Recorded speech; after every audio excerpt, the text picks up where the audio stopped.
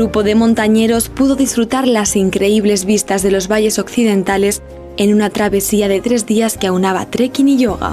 Hemos lanzado esta propuesta que aúna el trekking y el yoga con una actividad exigente de montaña en la que cada uno es totalmente autónomo. Nosotros como empresa lo que hemos hecho ha sido dar el asesoramiento también para ese montaje de las mochilas, para que cada uno vaya ya al inicio de estos 3 días de ruta con la seguridad de que una persona que está en el monte mucho tiempo pues dé ese ok a esta mochila. Y luego lo que hemos querido añadir, junto con una profesora de yoga, diferentes sesiones a lo largo de esta caminata.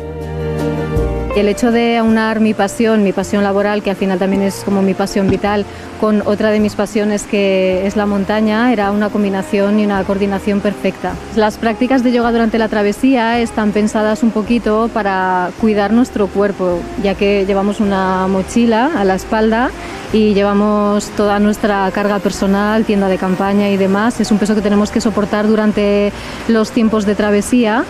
La orientación de las prácticas es un poquito pues para relajar, para estirar el cuerpo, para descansarlo y poder dormir muchísimo mejor a la noche.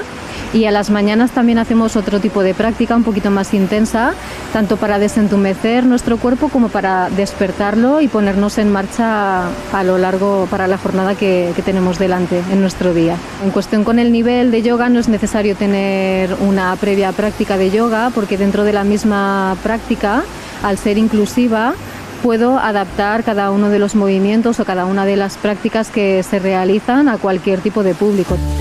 3 días de desconexión que buscan enseñar a autogestionarse en la montaña y crear vínculos. He decidido hacerlo a través de un guía con total seguridad, y luego también me gusta un poquito el yoga, la relajación. Estamos en unos momentos un poco tensos emocionalmente hablando.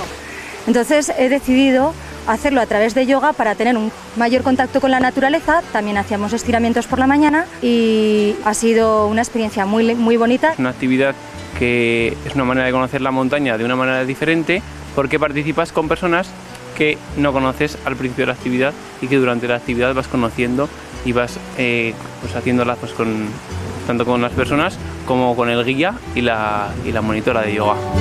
Una actividad con exigencia física acompañada de relax de cuerpo y mente en parajes de ensueño.